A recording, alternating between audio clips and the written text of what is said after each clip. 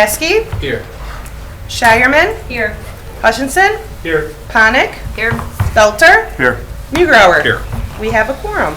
First up, approve January 17th, 2024 meeting minutes. I'll take a motion. So moved. Second. Any discussion on those? Seeing none, we'll take the roll on that. Here. Blasky. Aye. Shireman. Aye. Hutchinson. Aye. Ponick. Aye. Belter. Aye. Mugrower. Aye. Motion carries. Next up, 2404, approve offer to purchase parcel formerly 1429 Fox Street for Vianola Properties, $13,000. Sure. We can give a little bit of background on this project. If you recall, Fox Street, on the direction here on the screen, we're facing west, but it is on the southwest corner of Graham Street and Fox Street, just north of Oshkosh Ave. Unfortunately, the house burned down in a fire, and the garage was remaining on site. So the property owner did donate it to the RDA. So at a meeting in 2023, the RDA did accept that donation, and now the home is down, and this RDA does own it. The garage is still up, so we did list the property kind of on our database of properties, RDA properties that are for sale. And John Zarati, our economic development specialist in our office, has fielded some calls, and we did receive an offer to purchase from Vianola Properties LLC. And if you remember, they actually have the option on a few other properties. One that they are working on up on Jefferson, and I have a picture of the status of that, but this is the home that they're proposing, and they would actually demo the garage. Unfortunately, the garage is not in great shape, so that's kind of why the price is, that's incorporated into that too, knowing that they would have to demolish the garage. And so that's, they're looking to put a single family home there. John, is there anything else to add? If you could speak into the mic too, please, John. One thing I would like to add is that upon receiving this donation, this is actually in the floodplain, so that house will have to be raised up a little bit there to meet that elevation and not have a basement. So it would be a slab-on-grade home just because of that elevation of that lot.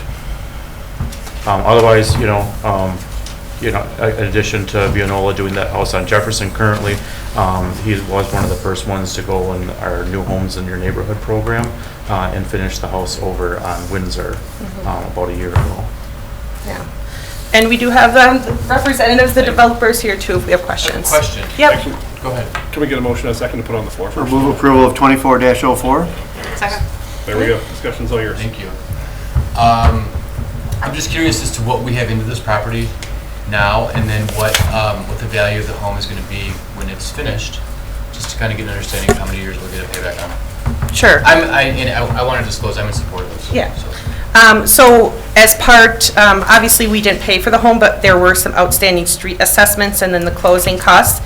Unfortunately, I was not able to waive the street assessments.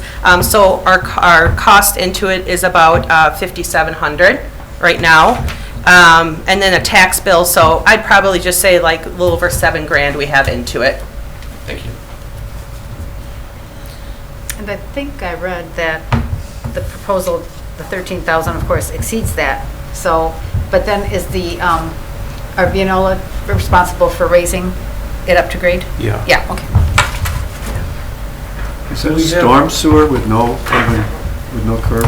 Yeah, actually in that area of the We do that? city, that is true. There are still some areas in the city where we do not have curb and gutter, but we do still have city utilities. Okay. Yep. Good eye.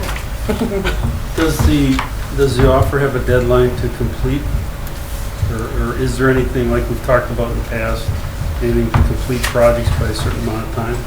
Yeah, and I was going to talk a little bit about this later on in the agenda, but, and I won't speak for the developer, but I believe it is the developer would like to, after they're done with the Jefferson Street home, which you see a picture of here, they would like to start this. So I don't know, Chairperson Mugrower, if the developer wanted to speak at all, or? Yeah.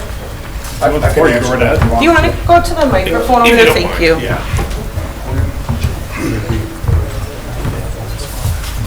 Because that covered it, but my ears are a little plugged up and kind of stuff, so. Anyway, so when it comes to regards to time of completion on these projects, in the last couple of years, I've kind of switched over to just contracting versus doing the work myself. So this one here would be started right away. We started Jefferson, I think a month ago, something like that, so it's almost ready for drywall. I have another project I just started a month and a half ago. It is drywall, flooring's going in, so they can get completed pretty quickly once I just contract versus doing the work myself. So this, where's that one? Fox Street one, a little bit different, I guess, because of the, it's going to be concrete floor, so it's not going to take quite as long for framing. So either way, so probably 2.5 months, 2.5 to 3 months would be completion. And then we have an offer on the street, the one on 9th Street. So that was given to me, I think it was a year ago possibly, or maybe last fall.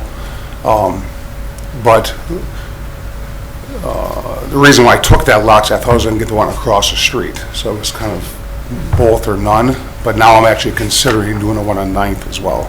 So I would do them all at the same time. So there's really no hesitation as far as time-wise and, having it for a whole year. These should be completed by June or July at the latest, I would think. Yeah, that's September.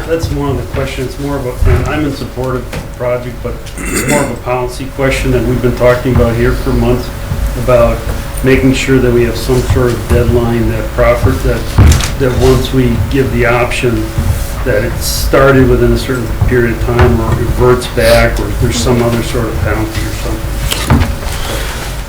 So anyway, that's the only reason I brought it. Yeah, my intent is obviously to be done as quick as possible. Like I said, I'm converting also, that's my holding cost start from day one. This one on Jefferson, we started a little bit later because it was almost a winter build, and I wasn't actually wanting to do a winter build. This winter was nice, so we started a little bit earlier, so that should be done here in, I don't know, a month and a half, something like that. So, but there's, I don't want to sit on properties either, so my intent is to get them done as quick as possible. Okay. So, is that it? Any other questions for the developer? I don't see any. Any other questions for staff? Nothing else? If you want to take the roll on 2404, offer to purchase. Lasky, Aye. Shireman, Aye. Hutchinson, All right, Ponick, Aye. Belter, Newgrower. Aye. Motion carries. Public hearing, next up, 2405 is a public hearing, approved modification number 3 to the South Shore redevelopment area. We have a public hearing, so if anyone's here to speak on 2405, here's your chance. So let's, maybe just some clarification. We have 2 items on here related to redevelopment areas. So the first one is a modification to the existing South Shore redevelopment area. So on the screen here, the area that is hatched on kind of more towards the east, heading towards the lake, we're removing that from the South Shore redevelopment area because we believe it makes sense to put that into the Sawdust District redevelopment area, and we can't have 2 redevelopment areas overlapping.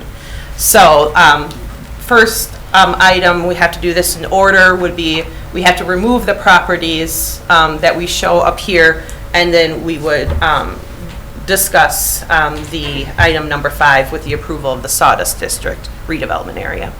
Kelly, can you give me a landmark so I know where I'm at? Sure. So on the north side, or excuse me, on the south side, 9th Ave is kind of that main boundary, except you can see there is a little, it does go down to 10th. And then on the west side, I believe that's Nebraska Street on the west side. So Oregon, would there still be portions of Oregon and where Theta's building a new hospital, and Boat Works area, that's still in the South Shore redevelopment area. Thank you. Yep.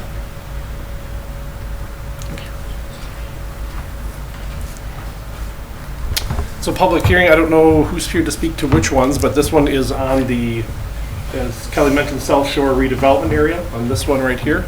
If you're interested in speaking on this, please step forward up to the microphone now. Please. you can give your name and address, that'd be helpful as well. Hi, I'm Tim Macho.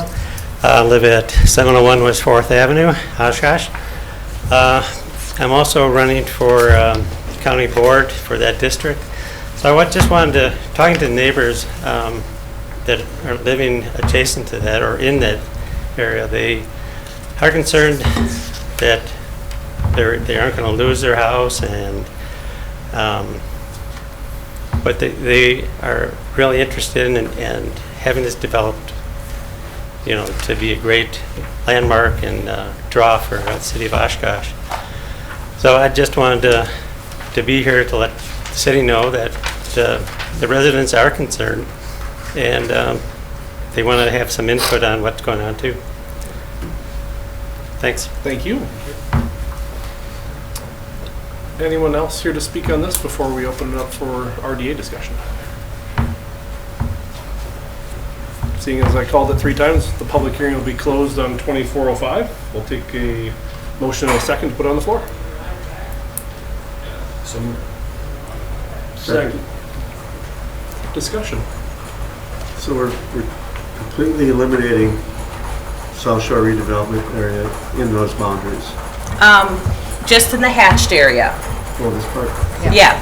So the hatched area, that's going to be part of the new plan, but to the west of Nebraska, that's going to remain in place. Okay, thank you. Kelly, would you mind if, and maybe people in the audience, people listening at home, and just even us, will you remind us why we have a redevelopment area, why we're doing this, and why it's important, and to Tim's kind of point, you know, people are going to lose their homes.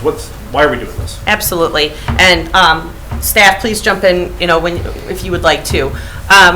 I believe the RDA was formed really to look at redevelopment opportunities in the city back in the early 2000s. Some of the first redevelopment areas that the RDA did approve was actually right over here, the Marion Road Pearl Avenue redevelopment area. And you can kind of see what takes place. But you also see how long that took place. That was done, you know, before 2000, and we're just kind of seeing those final developments happen. So that's 25 plus years that, you know, these plans really maybe would come to, you know, maturity and actually happen. And really, it is very long-term planning to take a look and see where there are opportunities for redevelopments.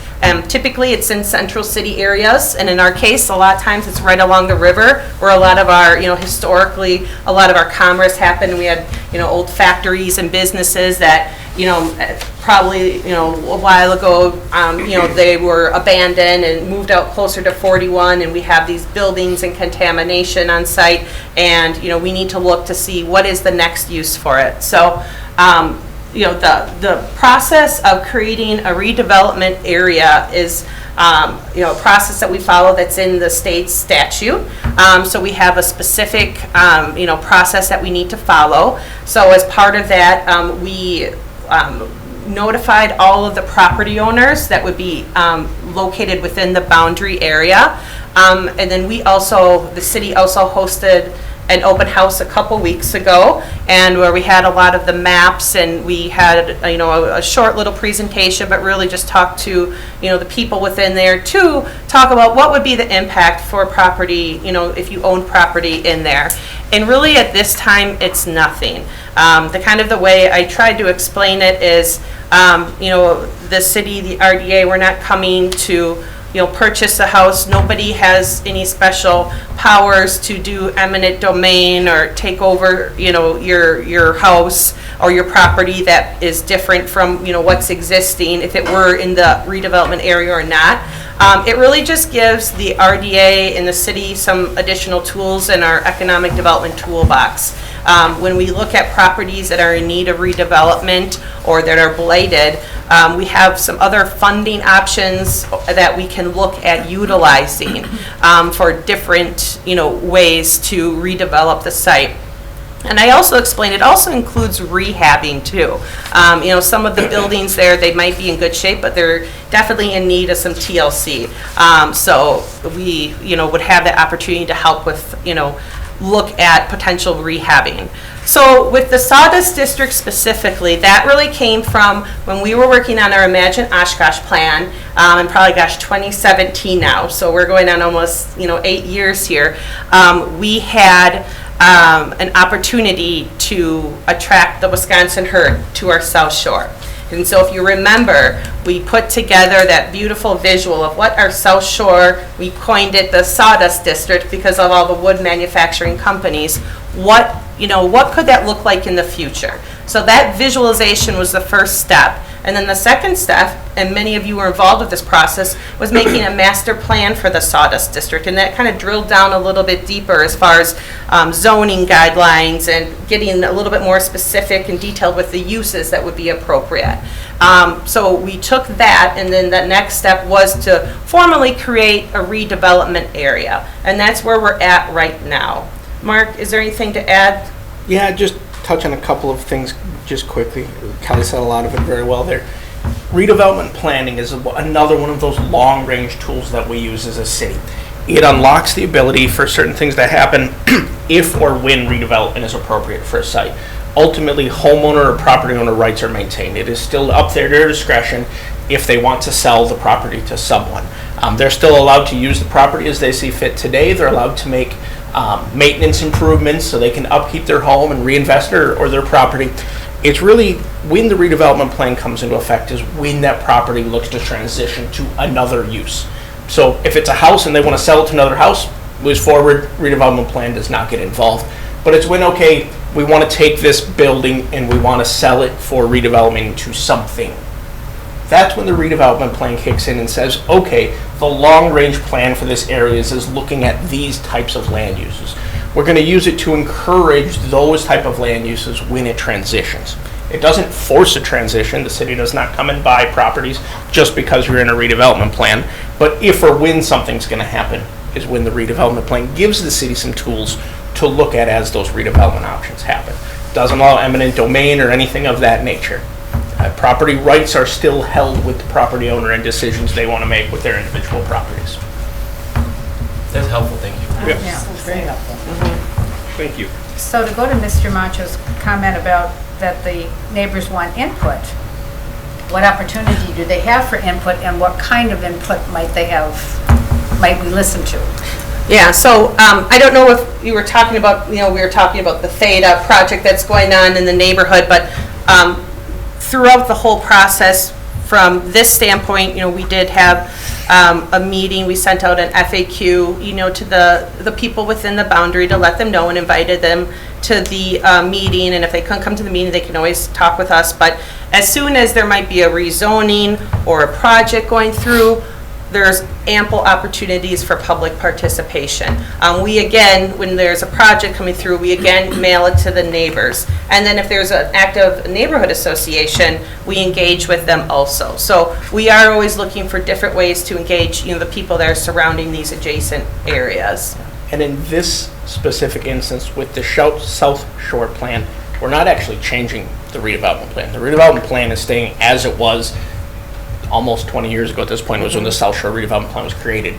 We are simply proposing that we amend the boundary so we can do a South Shore plan. But in this case, it's just a boundary amendment that we are proposing to do. Good clarity, thank you. I have one question as well. How do you know that the hatched areas, I mean, I can see it on here, but like, you're sure that's all we need to do? Like, we don't need to go over to the next one? Like, you've obviously done the planning, but there's a natural break in that? So the reason we're proposing what we are with that hatched area or behind Mayor, you can see a green and brown version, is because that area that is hatched or in the brown behind the Mayor is the area that is the boundary of the Sawdust District. So what we're proposing is to remove the area from South Shore that will then be the Sawdust District. We're using the boundary that was established during the Sawdust District Master Plan as the reason why we're proposing what we are. Got it. Yeah. And we talked about moving the Sawdust District west a block or two or three, but we ended up with our boundaries that we have right now, so. Okay.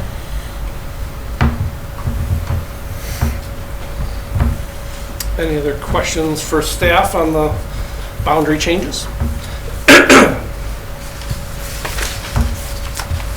I see none. We'll take the roll on 2405. Lasky, Aye. Shireman, Aye. Hutchinson, Aye. Ponick, Belter, Aye. Mugrauer. Aye. Motion carries. Next up, we have a public hearing for 2406. This is the approval of the Sawdust District Redevelopment Area Project Plan. So this is the first reading of the public hearing. If you're here to speak on 2406, now would be your time to step on. Second time calling for it. 2406, public hearing regarding the Sawdust District Redevelopment Area Project Plan. Yep, go right ahead, come on up. I should probably talk to them too. You say the same thing, aren't you? Hi, Tim Macho again. The same thing goes for Sawdust as it was for South Shore. My district, if elected, will include this too, and we want, like we discussed, the landowners and business owners want to make sure that they're heard too. So we appreciate being part of the planning committee and what goes on with that area. Thanks. Thank you. Anyone else here to speak to 2406? This is the public hearing for approval of the Sawdust District Redevelopment Area Project Plan. Seeing none, we'll consider public hearing closed. We'll take a motion and a second to put on the floor. So moved. Second. Discussion. What if this doesn't pass?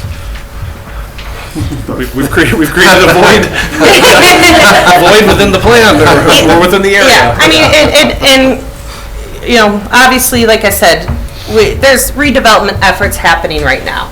But we know that this is an area that we do want to focus on. Just with the, you know, on the south side with the arena and heading to the north, of course, we have the Pioneer, and they're still trying to actively sell that. And then on the very north side, T-Wall, they are looking to move forward this fall, and I'll provide an update later. You know, the MK Loss building, the old Miles Kimball. So we are seeing a lot of rejuvenation in this area. But just having the redevelopment in the area in place will be helpful for us, you know, looking to just enhance those efforts. Is that the original pro forma of how it was supposed to look, or is that a newer one? So this was part of the master plan, and we always like to put the disclaimer out there that it's a plan. It's a living, breathing document. So that was where we approved the T-Wall development. That's when there's actually an office there. Right. When we were maybe trying to land a large employer's global headquarters there. So, you know, it's meant to be changed, but it's nice because it provides a visual. And we use this actually a lot with developers looking to come to the area, because it can just give them a visual of what we would like to see, and you know, things might change slightly, but at least it shows that the city and the RDA are forward thinking and looking ahead to the future. But to your point, originally it was included in the Right. in the visual. Yes. Part of the South Shore was in the Sawdust area. Yeah. I was hopeful it was up to date and these were our new projects that you were going to announce. Well, if I had enough money, I probably could, but yeah. So this one is a little bit different than the last one, and that is we're actually now proposing to establish a new redevelopment district to unlock some of those tools that Kelly mentioned for future projects. I think I'm happy to say we've had quite a bit of redevelopment even without the redevelopment plan, which I think is a really good thing. But it also shows how this area could further redevelop in the future, and this could really become a nice gateway corridor in the future. But the more tools we have to help bring that plan to vision, the easier it will be for the city to get to that. Again, Marion Road took 20 years. This is probably going to take 20 years. I'd love to say it'd be faster, but we're looking at that long-range process of how do we slowly get to that point. I haven't heard much about opportunity zones lately, but is this in or out of the opportunity zone? Partly in the opportunity zone. I think it is, and the island isn't. The island is in an opportunity zone, yes.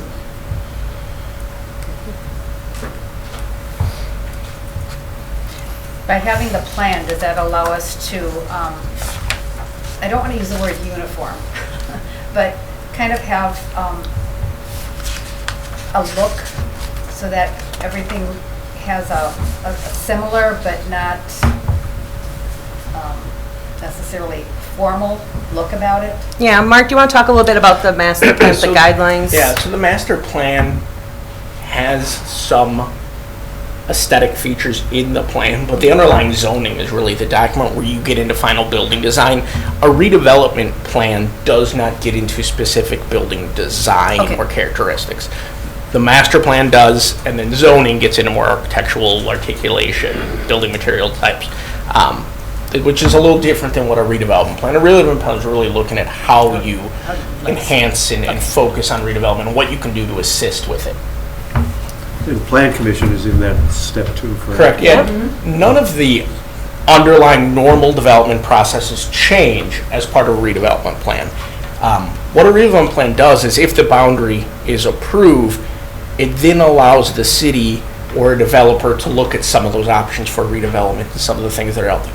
Maybe we can use the RDA to purchase property. It makes it a little easier for us to use some tools for purchasing property when it becomes available.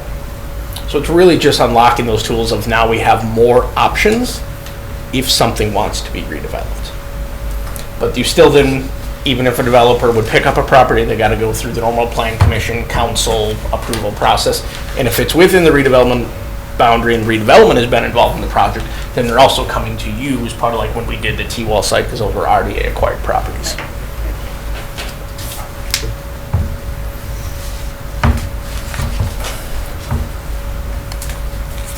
Any other questions? Good questions so far. I appreciate you taking the time to educate us before, just on the plan. It's been a while Yeah, since we've had one. It's just helpful. So it's, yeah. Good. Well, if I see no other questions or comments, if you'll take the roll on 2406. Lasky? As a property owner in this proposed district and to prevent any conflict of interest, I'm respectfully abstaining. Okay. Shireman? Aye. Hutchinson? Aye. Panic? Aye. Belter? Aye. Newgrower? Aye. Motion carries. Next up, we have status of RDA land options. Yes, so this was, briefly mentioned this earlier. When we had our meeting in January, we did talk about, of the existing land options that the city RDA has out there. So the first set are all of our residential properties. You heard from Mr. Vianola, the property on West 9th Street. He would likely start that when the Jefferson Street project is completed, and then with the Fox Street. And then, of course, you saw the picture for Fox. Unfortunately, for that former railroad property on West 9th Ave that RDA approved an option, the Gallery Homes were still working with ATC on that as far as where they could build under the lines. ATC wants an easement, and then they also want to have some discretion of where the homes would be built. So we're still working through that whole process. Gallery Homes also has 413 Scott Ave. They are currently, I missed High Ave. Gallery Homes is going to start High Ave after Wisconsin Street is finished. And if you remember at the last meeting, I did show some pictures of the Wisconsin Street, and they are definitely coming along. They're going to be doing the ADU above the garage, which is really exciting. And then after High Street, they would be looking at Scott Street also, or Scott Ave, excuse me. 302 Merritt Ave, that was NeighborWorks. If you remember, that's kind of that public-private organization up in Green Bay. They are looking to get construction bids by the end of March and then hopefully start construction. So I guess just focusing on the residential properties that we have. Are there any other questions with some of our infill lots that you may have questions on? How many I assume there's others that we own Yes. besides those, like, Yes. how many? Ones that are for sale? I would say probably about another half dozen Yeah, Okay. yeah, remaining now. yeah. And we own them if they're not for sale because we're For like right away, like a lot of the properties on Oshkosh Ave, those will be used for that Oshkosh Sawyer Street reconstruction. And so just some situations like that. And then we do own residential property. Well, I guess we have those listed, the ones between Oregon and Nebraska between 8th and 9th. We have those listed for sale. Do you have any current land banks that we've created that are awaiting potential greater development? That's kind of what 8th Yeah. and 9th is, so I think that's like a redevelopment area. I think when that's listed, that's not listed as a residential lot, it's listed as a redevelopment area because there's a scattering of quite a few lots close together with a couple of missing pieces there. And that is in the South Shore District as well. Trying to get my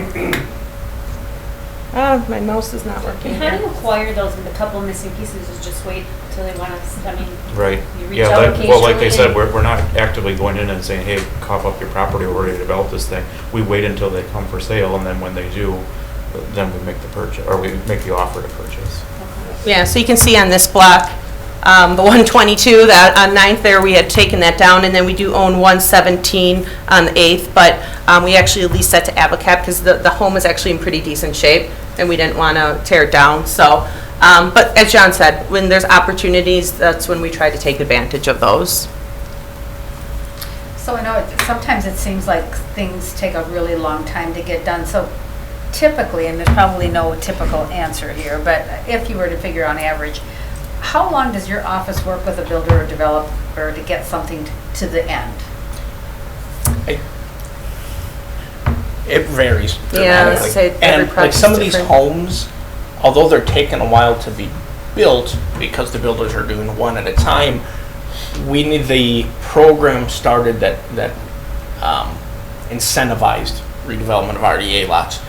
Quickly, we had people coming in wanting to get lots and get started on them. We've seen, 3 or 4 homes of RDA lots purchased and built in probably the last 2 years, with a bunch more still moving forward. The commercial stuff, the full redevelopment areas, the T-wall area, those take a long time, and it probably took 20 plus years for the Pearl Marion area as the pieces moved and property became available. You look specifically like at the Sawdust District, one where T-wall is going, RDA acquired an initial property almost 20 years ago, but it wasn't big enough for redevelopment. So it took time and putting it out to RFP, finding out why it wasn't desirable for development, building off that, getting more properties bought in so you could get to something even, not even a year before we RFP'd it, that T-wall was successful. We RFP'd that roughly a year before that and didn't get anyone. So there's kind of a critical mass that happens as we get these things together, and then, the Sawdust one, we had 5. Right. We went from 0 to a year later having 5 interested parties.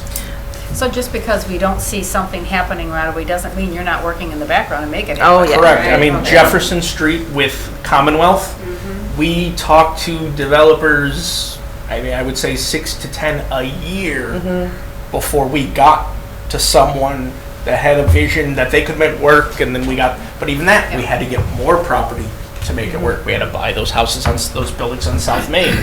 So there's a lot of conversations going on to get to these places. And with the infill lots specifically, a lot of times they're in our central city, and it is a more challenging location to build. Your lot widths are more narrow, and then the value, to get that assessed value, maybe for somebody to get a loan, or what you would put in it, just the building cost just to build it, sometimes those numbers don't match up. So that's what Mark was talking about, where we created that grant program to encourage new homes and help incentivize developers.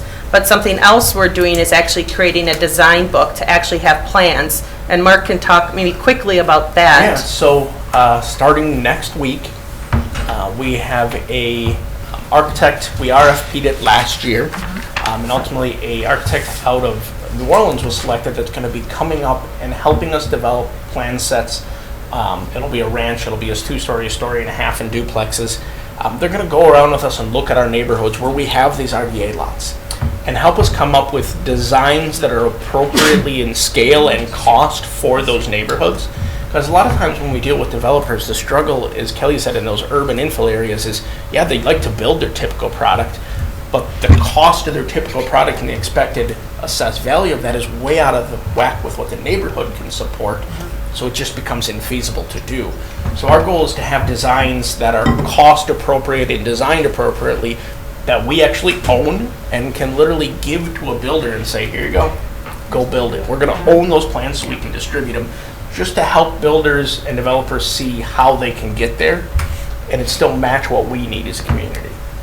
So we're looking for ways to keep that, those infill lots being developed and move that process forward. But the infill lots, getting those approved and permitted are much easier than complex projects like T-wall or boatworks, because there's so many other factors that we have to go through. Yeah, prior to starting that infill program, us selling single-family residential lots was a very slow process. Just wasn't cost-effective for anyone to do. So moving on then to the commercial multifamily, I mentioned boatworks earlier. We have been in pretty regular communication with Chet Wiesenberg and Tim Hess. The one, in a couple slides, I was going to show you that the sanitation garage is actually down. So they actually hired an environmental consultant to come in and do a phase 2 testing on that site, so they could at least get all the information they need and then do some geotech work. And they are preparing a TIF request for council to help with that. They would like to move on that this year yet, so we're really trying to help them along to keep that process moving, because they're still planning on doing workforce housing, so we think that would be great there. And then 43 East 7th, north of 9th Ave, T-Wall Enterprises, the mill on Main. City Manager Roloff and I actually went down to Middleton a couple weeks ago and met with them, and to talk about their project and where they're at with projects in other communities. And they are ready to go here in Oshkosh. They have all their approvals, and they're just finalizing the financing now. So in the past, T-Wall is very methodical, where they like to start construction in the fall, build over the winter, and then so spring of 2026 they would be ready to rent during the leasing season. So that is their plan right now as far as when they would start that first phase.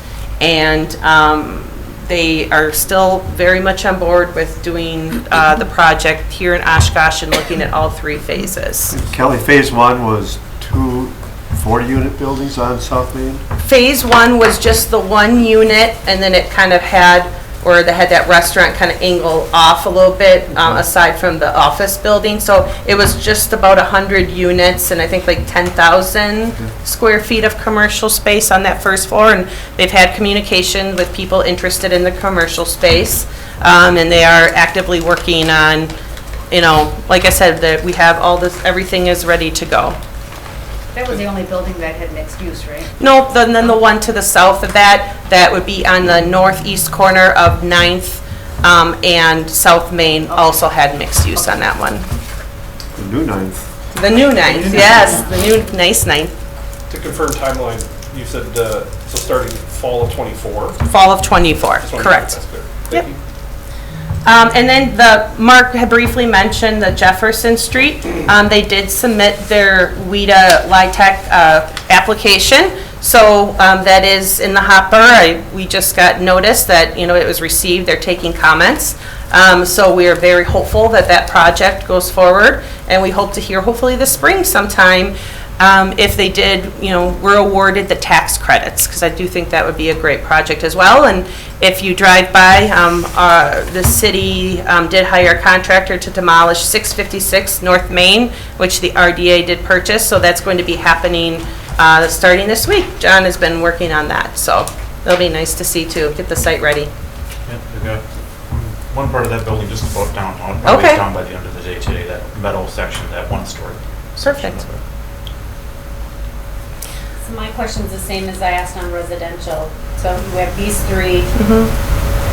Oshkosh Ave, I think, is in one area. Ethan, I think you talked about how many more in the commercial and multifamily do we have? This is probably our next largest one. It's just over an acre. Let me just zoom out here so you can kind of get, so it's just north of the MK Lofts building. and just to the west of where T-Well's building. So we actually have quite a bit of interest. Mark actually attended a WIDA with an H conference down in Madison, and we've had a lot of folks reach out. So we're hoping just with a lot of the movement in the area between Theta, T-Wall, we're going to see something come here too. So we've been talking to a lot of people about this site in the past year, and the good thing is we did receive an EPA grant a couple years ago, and we used a lot of those funds to do a lot of site investigation here. So really, if a developer comes in, we have all that environmental investigation information to give them. So it really would be just working with the DNR to figure out, where would they want to develop on the site and the remediation plan. At one point, didn't the developer already have rights to that? We did, yep. And that expired? That expired, correct. Yeah, that's part of the reason we're starting to bring to you more redevelopment plans. The two focus areas, which were Marion Pearl and the 43-7 site, have moved now. And this is our largest kind of remaining property. So it's time, and with Jefferson moving forward, now it's like, okay, where do we want to start to prioritize and look at redevelopment opportunities? We have those one-off scattered sites, but we don't have kind of a typical prime redevelopment site like we had in previous years with those other sites.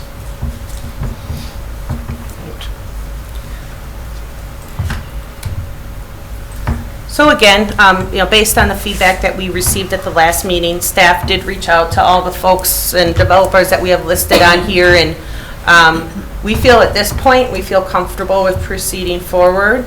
But I think just because it was a topic of discussion, we'll probably bring this back at the next meeting in May too, just to bring everybody up to speed on the latest and greatest, and we'll, maybe it's just probably a good thing just to do at every meeting, so the RDA knows exactly kind of the status of all of our properties.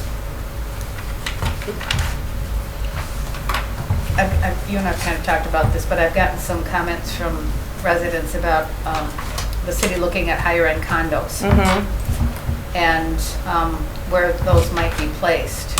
Right. And they don't necessarily have to be in a redevelopment zone, right? Absolutely not.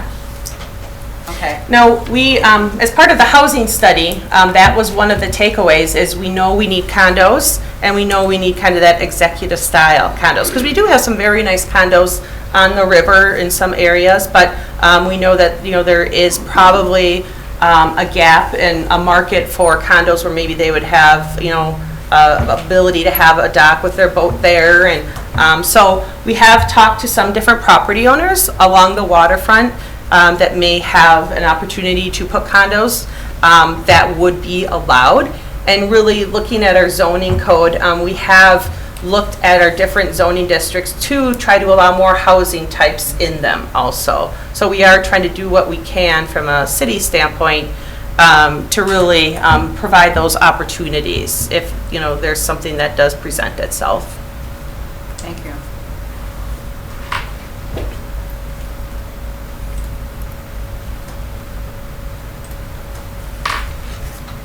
Oh, and I think I just put on here what NeighborWorks is looking to do. They're looking to do a side-by-side duplex on the corner of Merritt and Madison. So that would be something different that we haven't seen, but I think it would be a really nice use to have there too.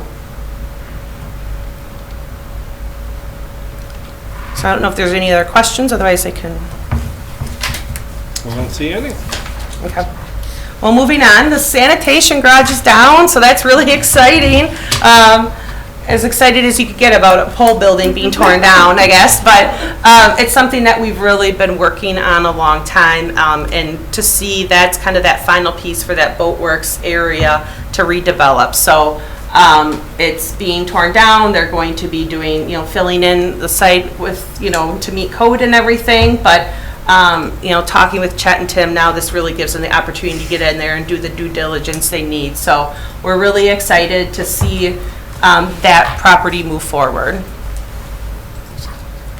And then something else you may have heard a little bit about in the news or from different folks is the Washington School area. If you recall, the Oshkosh Area School District will be moving kids out of the school. They'll be closing the school at the end of the school year. This coming fall, they'll all be going to the new Menominee Elementary over on Hazel to consolidate some schools. So back in November, they did send out a request for proposals to anybody interested in potentially purchasing the site.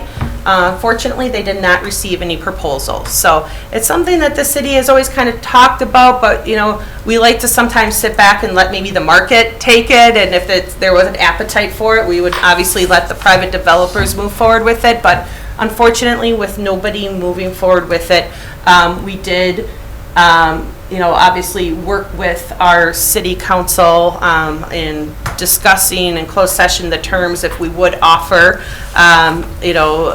provide an offer to the school district to consider. And we also are partnering with Habitat for Humanity. They were also interested in this, and as you can see in the corner there, there's a possibility to create about 18 to 19 lots in the area for single-family homes. Obviously, Habitat will closely follow the model that they have used, where it is low income, probably folks within 70–80% of the median income. But from the city standpoint, we are looking for our homes to be more than 80 to 120%. So it's that truly workforce housing. We know that there's a need in our community, and we have some, many steps that we need to move forward with, but we did submit an offer to the school district, and they will be taking that up in April. So from the RDA standpoint, as we were kind of putting together our estimates and our capital stack of how we could fund this, we are looking probably to come to the RDA at our next meeting or in July, and potentially blighting the building so we could use CDBG funds to help potentially with the demolition. So, and about the building, unfortunately, just the period when it was built and the condition that it's in, it's not ideal to rehab or to convert into multifamily housing. And So. talking with developers who looked at it, the style of school that was built isn't in the Smith School, some other schools where it's well set up to be redeveloped into residential units. Just that style of school, no one could figure out a cost-effective way to try to do something with it. Which, it's unfortunate, but it also, from the city's perspective and the staff's perspective, seems like a great infill housing opportunity where we can maybe get involved in a market we haven't previously. Habitat's already doing a project with multiple homes, is that right? So that was on Grove Street. Grove Street. Thank you. The city, when Mercy moved out to the west side, the city acquired some of that property. RDA was involved with that. So, yes, they are developing I that. think they're down to One lot, maybe? one left. Almost all of them are built and done already. Yeah. So, obviously, we will keep the RDA up to date in this, but we just wanted, if you were hearing things, we just wanted to let you know that this is going to be a huge project for our community. It's a smaller number, but it's just a huge step in the right direction. It aligns with our housing plan, and just to provide, the houses in this area, as we were, looking at them, a lot of them are owner occupied. It's a very active neighborhood association. They're very proud of their neighborhood, so we're really happy that we can offer a similar use in the area, and I think it will really blend. And as Mark said, with that design book, that's going to be a huge part of it.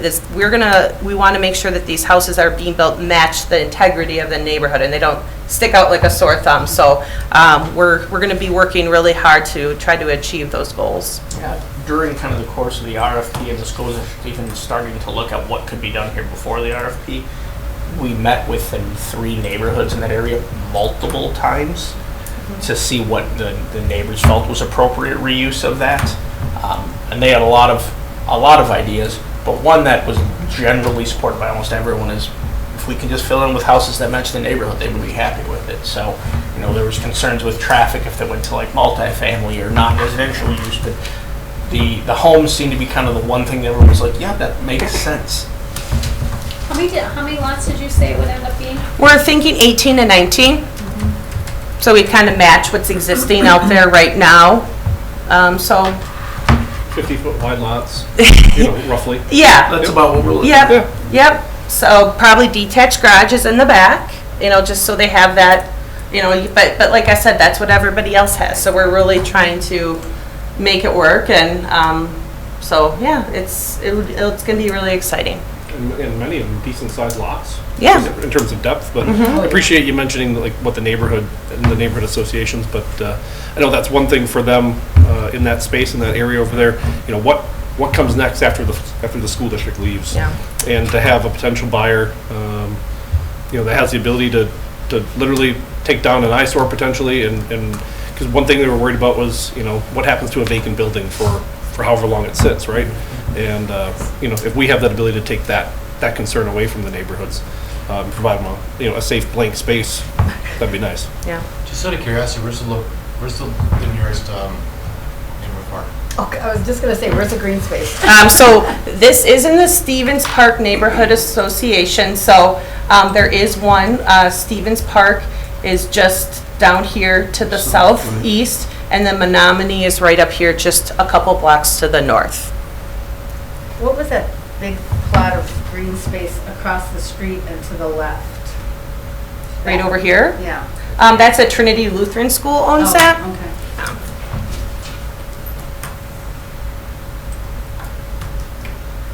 A little green space would be nice. We've talked about that, but like I said, with the location of two parks, north and south, we weighed the pros and cons. Do we allocate some for a park and green space, or do we build a couple more houses? So those were just some of the discussions that took place. Good stuff. Yeah, and I do have my report here, so I don't know if there's anything else anybody has any questions on. Nothing too new, but like I said, we're just continuing to work on a few projects throughout the city. All right. If there's nothing else, next meeting, May 15th, 2024. Make it. Excellent. We'll take a motion to adjourn. So moved. All in favor? Aye. Meeting adjourned.